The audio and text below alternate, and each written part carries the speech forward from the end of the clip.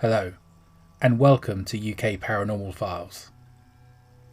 Through the annals of history, people have seen unexplainable lights in the sky, the kind of phenomena that we commonly refer to as UFOs. This episode is the second of a series, where we shall take a look through a number of these historic accounts, as recorded via mainstream news sources of the day. If you missed the first episode, I shall link to it in the description below.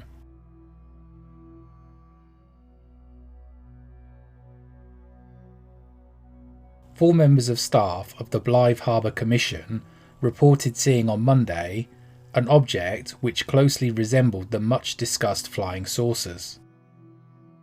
They were unanimous in describing this object as being crescent-shaped and white or silver in colour, and said that although it was too high to ascertain the approximate size, it appeared much larger than a crescent moon. They saw the object, which travelled right across the horizon in 10 or 15 seconds, on Monday morning at 10:45. It was travelling in a southwesterly direction. When interviewed, the man who first saw the saucer said, "Whether or not it was a flying saucer is a matter open to doubt, but it was definitely travelling too fast to be either an aeroplane or a cloud formation. And I myself have never seen anything like it, and may never see anything like it in my life." The four men concerned did not wish to have their names disclosed. Extensive inquiries made by the News Post did not reveal any other Blythe people who saw the object.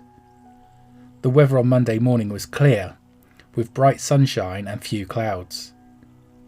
This is believed to be the first time anyone on the northeast coast has reported seeing a flying saucer.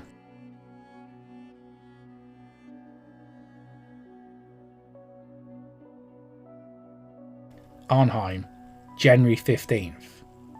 We had this afternoon the most violent clap of thunder that has been known for many years, and a short time after, there appeared a kind of phenomenon in the heavens towards the southeast, which descended in form of a column of fire, darting rays of light as large as a man's arm, and as they approached the earth, dispersed like bombs filled with combustibles.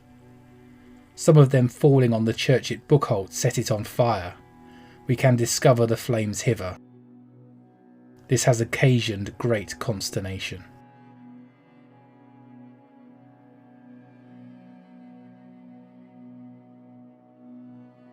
Some days ago, we presented our readers with a curious advertisement copied from the Daily Advertiser. The following is taken from the Public Ledger of this morning. Two gentlemen, who were returning from Hammersmith on Wednesday se'nnight, observed, just as they arrived at the gate at Hyde Park Corner, the following wonderful phenomenon in the moon. It was then about 5:30 past 9, when they were remarking the clearness of the moon and the firmament. At this instant, one of the gentlemen saw dart, to the eastward from the body of the moon in the upper hemisphere, a little above that planet, a fiery meteor to the extent of nearly 2 of its diameters. The form was an acute triangle, with the base nearly as broad as a semi-diameter of the above luminary. The gentleman had no sooner excited the attention of his friend to this strange appearance than they both perceived another meteor of the same nature darting to a distance of about a semi-diameter and a half of the moon below the other, of the same form and about half the size. After they had continued about 2 minutes, the latter withdrew itself by a contracting curve into the lower hemisphere, and in a few seconds the upper withdrew in the same form, direction and manner. The gentleman likewise observed that whilst these meteors were in a state of emanation, the moon lost its spherical form, beneath that part from which they had darted. But as soon as the meteors disappeared, the luminary recovered its usual aspect as if nothing had occurred. To prove the authenticity of this intelligence, the two gentlemen's names and places of abode are left with the printer of the paper from which this article is copied.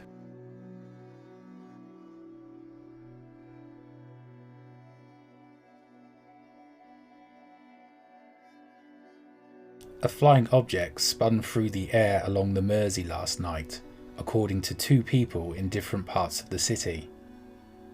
It was huge and cylindrical, strangely phosphorescent, and hovered for fully 5 minutes over the pierhead. Peter Wilson, 17 years old builder of 200 Queen's Drive, Liverpool 14, was walking with his girlfriend near the Clubmoor Cinema when he saw the saucer. I was scared stiff, he told the Echo. My girlfriend was so startled, she ran home. He thought the object was about 15 yards in diameter and was spinning 700 feet above the ground. It seemed to be looking at something, he commented. At 10:45 p.m, it raced away in the direction of the pierhead. Meanwhile, when he was walking home, Mr. Ilton Fishgold, 45 Woolton Road, Birkenhead, said he saw a saucer hovering over the pierhead at 11 p.m. I was scared stiff.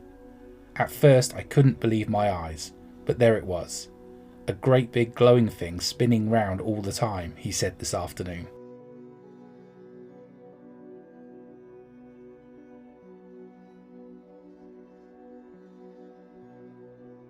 Sir, as you know, seldom ever have I tired your patience with my scrawl or rapped for admission at your influential steam press door.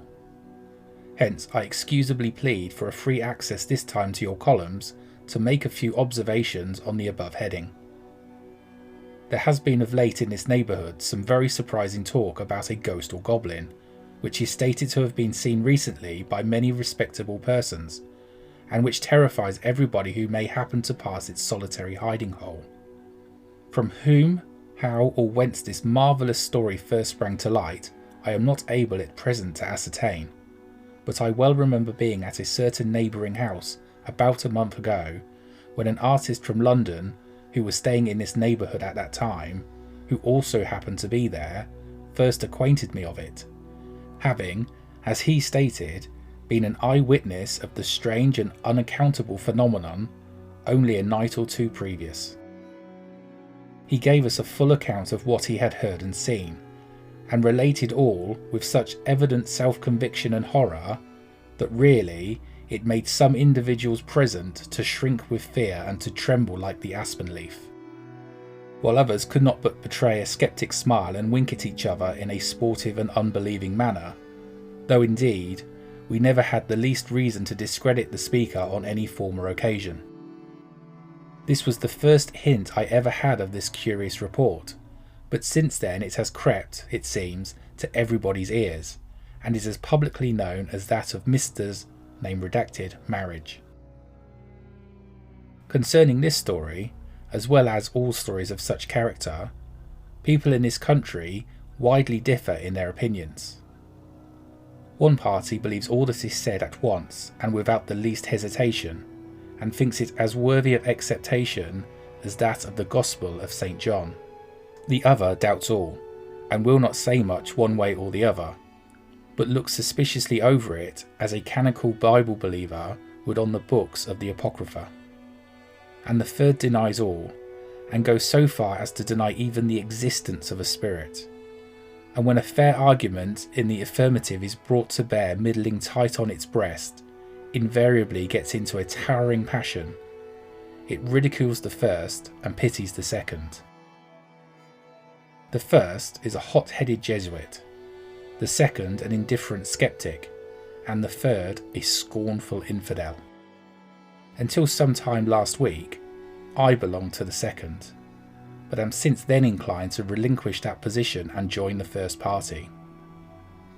Now, I should just say a word how this wonderful change was wrought in me and how I became a turncoat. About 2 miles below Rhyherdair, on the Rye bank, close to the roadside which leads to Bilf, there are huge cliffs of overhanging rocks intimately known by the name of Cerrig Gwinion, which means white stones. These are the sombre seat of the strange and unwelcome visitor. As soon as the night spreads over us its gloomy mantle of darkness and solitude, almost all persons who may happen to pass by that way are troubled by its waggish tricks. Some, I believe, are favoured with a more especial amount of its company than others, but why such partiality is shown I am at a loss to know, unless that it wants to declare openly who its best friends are. However, as I was going home rather late from Raihadir market some night last week, in company with another middle-aged man, and as soon as we had arrived at this frightful spot, which is on our way home, we both saw a flash of forced light shooting to the air from among the rocks, which was instantly followed by a magnificent ball of fire crossing leisurely right above our heads to the Breckonshire side of the river. We both stood stunned, and before we scarcely had a moment to reflect, the light glanced back again with almost a lightning speed, and as it entered the cliffs from whence it started, a terrific crackling noise ensued, as if the whole rocks were rent asunder. Subsequently, breathless silence overshadowed the whole place for a few minutes, and we both marched on slowly, being alarmed and greatly confused by what we had just seen. But ere we had gone at furthest 30 paces, when we were insulted by the uncourteous goblin. My friend's hat was knocked off his head, without apology, and was flung topsy-turvy right into the midst of the ditch by the roadside. Of course our eyes darted around, but strange to say, we could not either see or hear anything. I was subsequently told that another man met with the same disaster, and what is still more curious, a very respectable woman, who passed by lately, states that she had her shoe pulled off her right foot, almost unawares to herself, and had to walk along through the dirt shoeless for some distance until she came and stumbled against it, when she stooped down and picked it up and calmly replaced it on her foot. She must either be a woman of extraordinary strong nerve, or must have had a very clear understanding of what was going on. Else, she would have fainted away right on the spot. However, my friend picked up his hat and clapped it on his head, muddy as it was, and straightway walked off as fast as we possibly could. But before we had gone but a short distance, a rattling noise was heard coming from behind, sometimes hissing like 10,000 geese, other times breaking out into outbursts of lions roaring, and in less than a twinkling of an eye, an awful shadow overhung our heads, or rather some winged monster, covering a space of 4 or 5 yards square, which kept following us until we arrived at a certain little brook which crosses the road, when, to our great relief, it made its farewell exit for the night. These are the chief items of our own experimental observations, and many more similar testimonies of truth-telling men might yet be added. But, thinking the above sufficient for the time being to illustrate this strange phenomenon, I shall, therefore, withhold my pen. Now, courteous reader, what dost thou say of these facts? We are all in a terrible confusion in this neighbourhood, and cannot possibly arrive at any clear and satisfactory conclusion concerning the remarkable mystery. We beg to refer, therefore, unto thee for an explanation, which would afford us great relief.